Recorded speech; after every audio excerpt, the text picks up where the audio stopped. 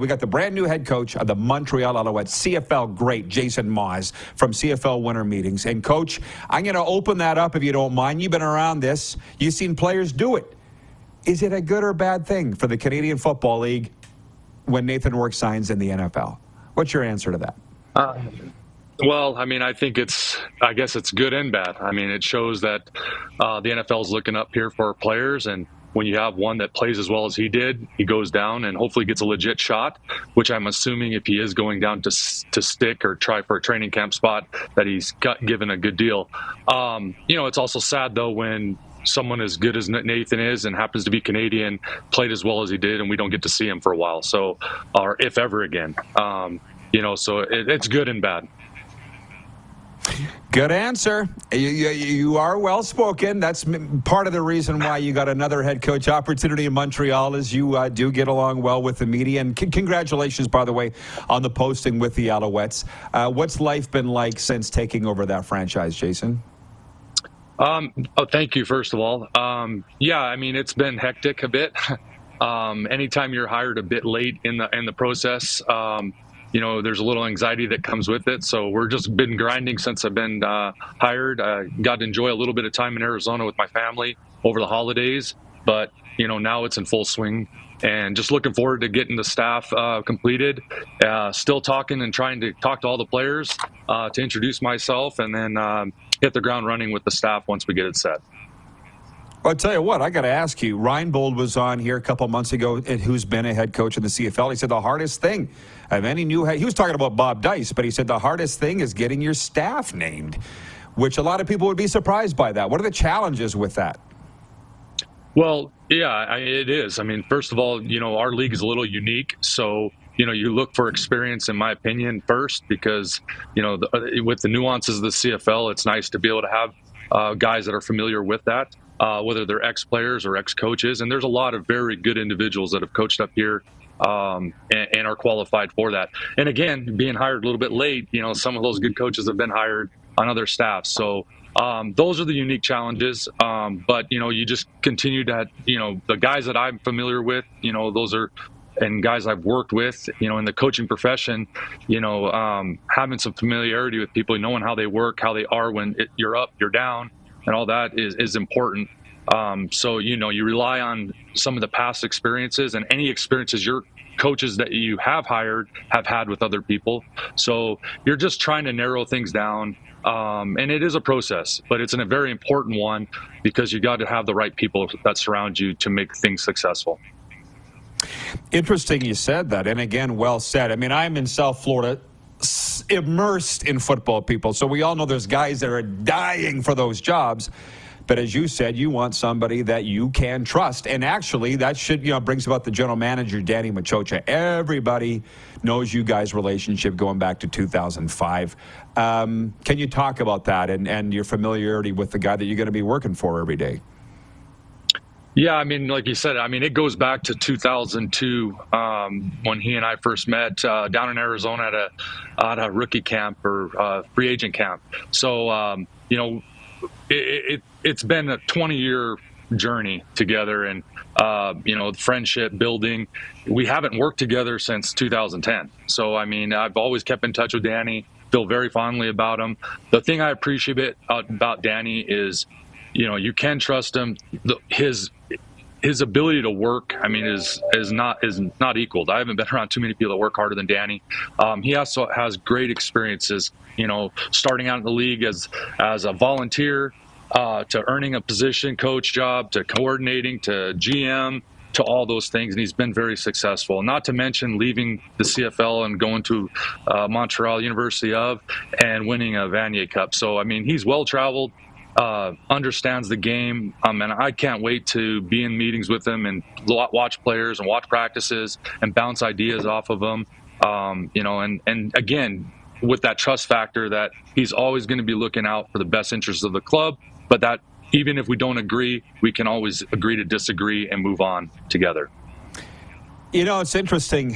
Jason, I could talk to you all day about this. I appreciate the time, by the way. And when I said 05, I meant the Grey Cup. You know what I mean. What a fun absolutely. game that was. That doesn't get credit for maybe the greatest Grey Cup game ever as a double overtime. I was there. Whew, that was a heart stopper. But for you, as a coach, what does it mean to come back and coach a team that you played for, which incidentally doesn't happen very often in the Canadian Football League? I'm sure that's been brought up in your interviews. Does that mean a lot to you? Yeah, I mean, I think, the CFL, I'm very fond with the whole CFL, but anytime that you've been a part of an organization, whether it be the 9 weeks I was a part of Montreal or not, I still remember it. And it was a great experience.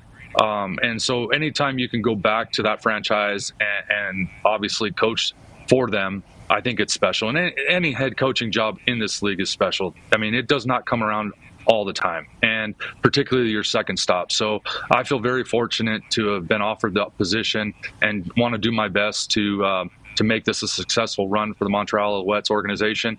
But it does mean something to have played for them as well.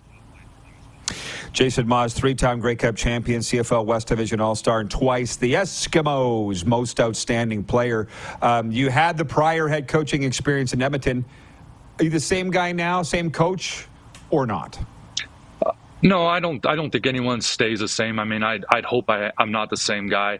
I think you learn through trials and tribulations and experiences, and in every year, and whatever position you're coaching. So I've been surrounded the last few years by very good coaches and a great organization in Saskatchewan.